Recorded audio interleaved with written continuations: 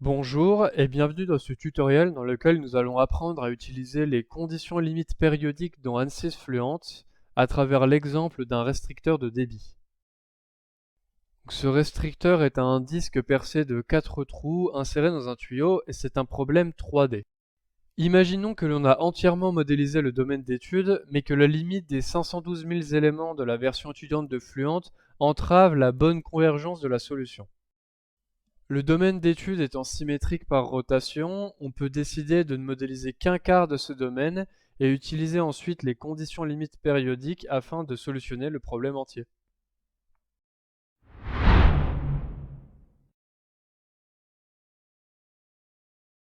On crée un arbre de projet et on ouvre Design Modeler.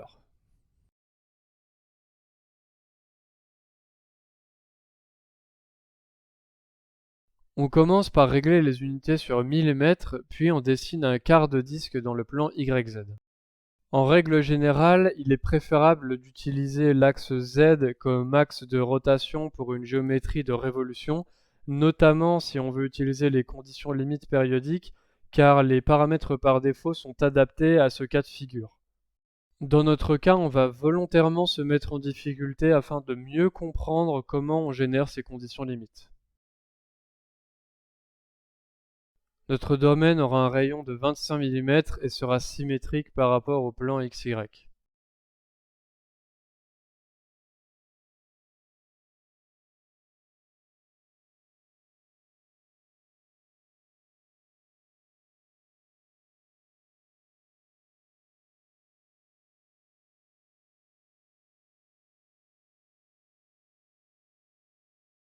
Une fois l'esquisse terminée, on génère une première extrusion sur 40 mm.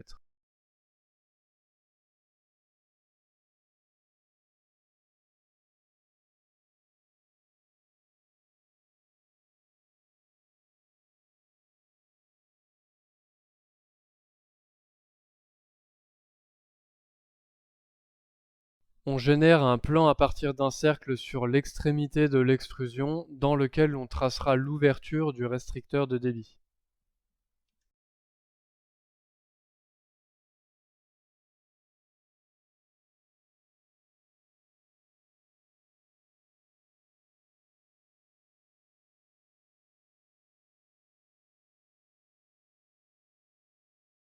Cette ouverture aura un diamètre de 10 mm, son centre coïncidera avec le plan XY et sera éloigné de 13 mm de l'axe de révolution de la canalisation.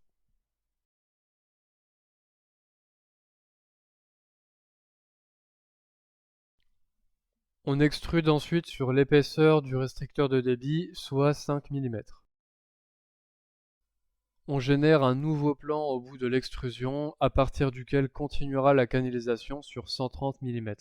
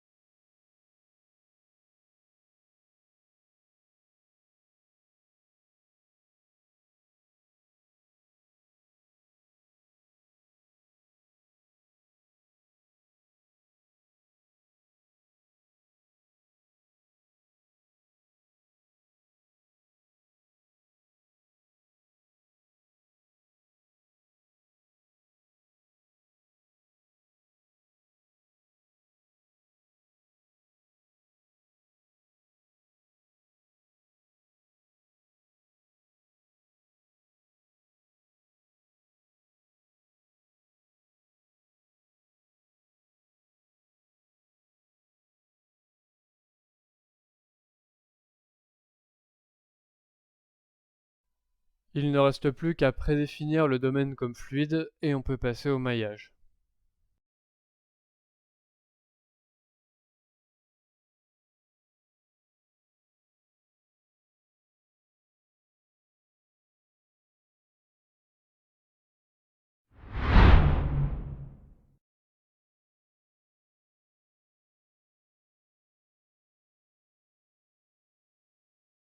On commence par générer un maillage brut, puis on va réduire la taille d'éléments à 8,5 fois 10 puissance moins 4 mètres.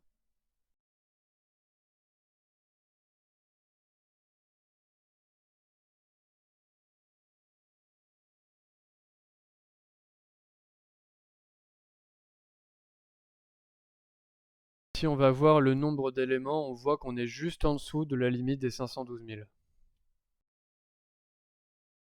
Le premier pas vers les conditions limites périodiques sera de générer un système de coordonnées cylindriques adapté à notre domaine.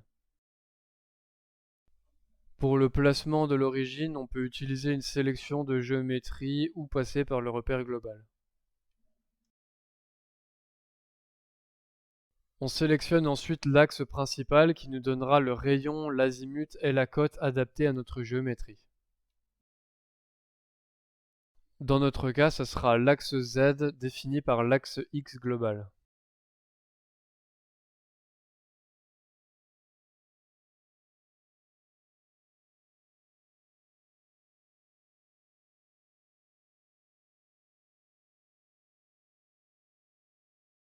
Maintenant que l'on a notre nouveau repère, on va insérer une symétrie dans l'arbre de projet à partir de laquelle on va générer un domaine cyclique.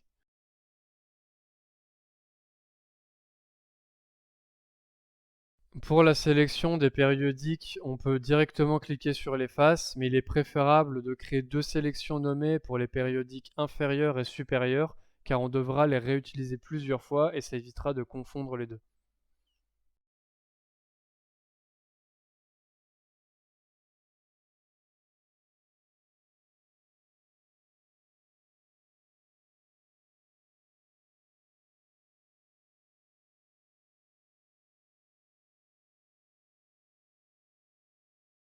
On choisit donc sélection nommée comme méthode du champ d'application.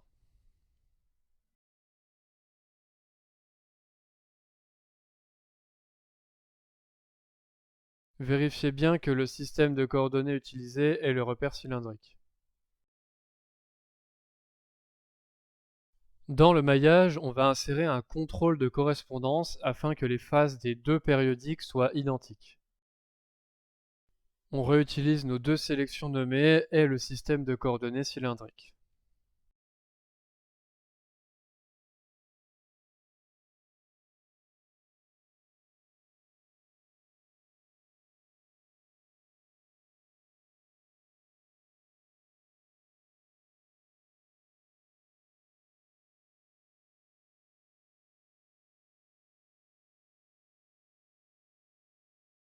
Étant donné que l'on vient de modifier le maillage, vérifions à nouveau le nombre d'éléments. Malheureusement, le contrôle de correspondance a tendance à faire grimper le nombre d'éléments, surtout avec un maillage non structuré. On va donc devoir augmenter la taille des éléments.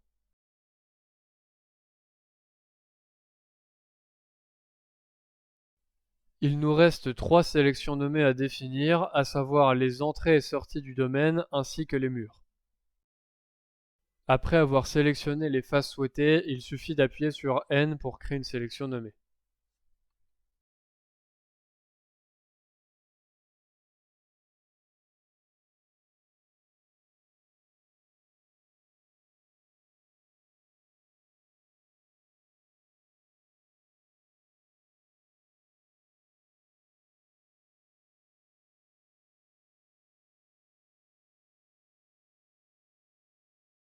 On a toutes nos sélections nommées, il ne reste plus qu'à mettre à jour le maillage et on passe à la solution.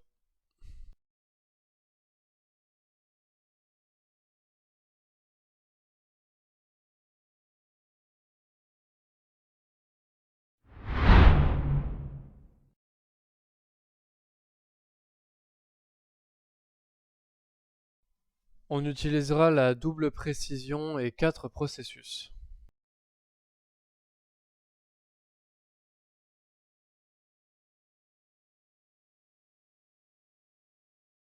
Comme toujours, dès qu'on ouvre le solver, on commence par vérifier le maillage.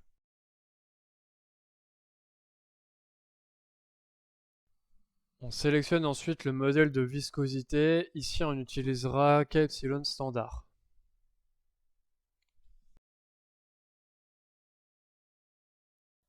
On étudie un écoulement d'eau, donc on va aller dans la base de données de Fluent et ajouter water liquid aux matériaux disponibles.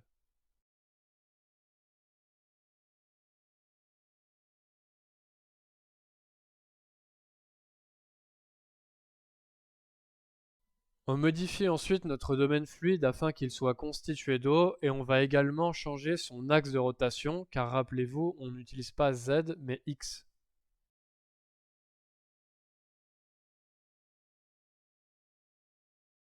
Au cas où vous auriez un doute, reportez-vous à la représentation graphique.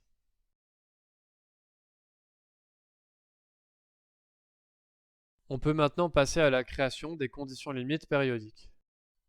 On va taper la ligne de commande suivante dans la console, mesh/modify-zones/make-périodique.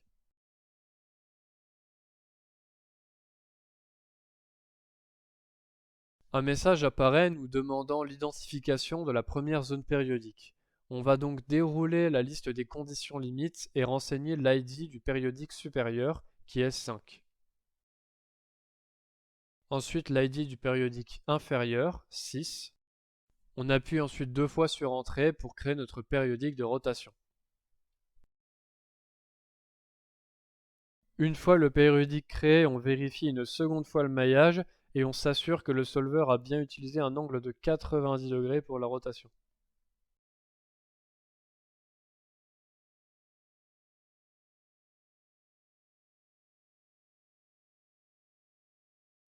Dans les conditions limites, on fixe la vitesse d'entrée à 2 mètres secondes.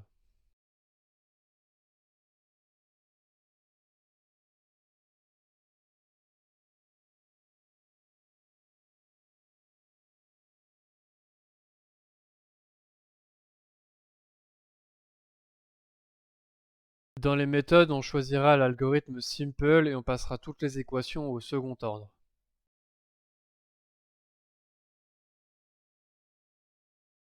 Pour surveiller la convergence de la solution, on va créer un rapport sur le débit à la sortie. On affichera son évolution dans la console et sur un graphique.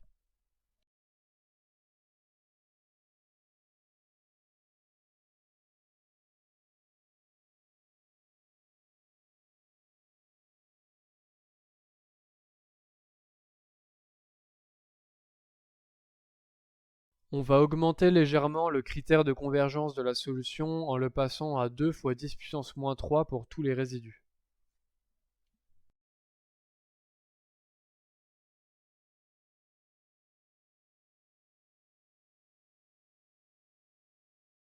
On utilisera une initialisation hybride.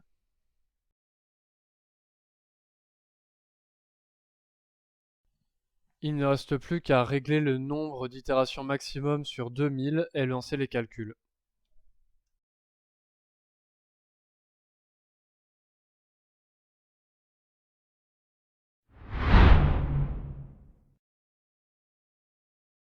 Après 1500 itérations, au bout d'une dizaine de minutes, la solution converge.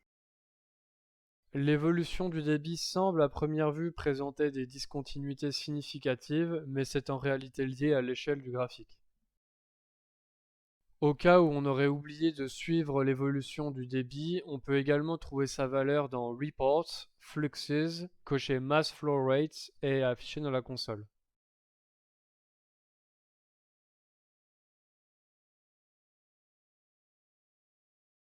Pour obtenir une représentation graphique de la solution, on va aller dans CFD Post.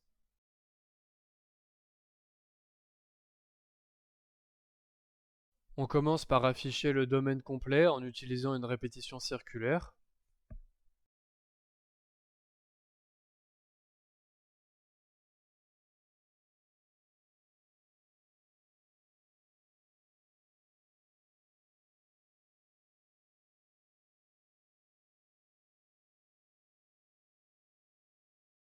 On génère ensuite le plan XY pour y tracer le contour de vitesse.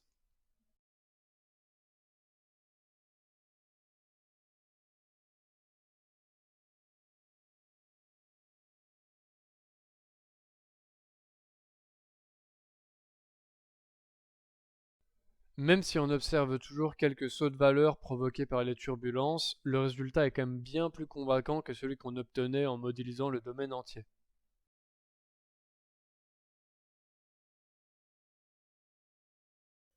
On peut également utiliser les lignes de courant à partir de l'entrée, cela fera apparaître les zones de recirculation en aval du restricteur de débit.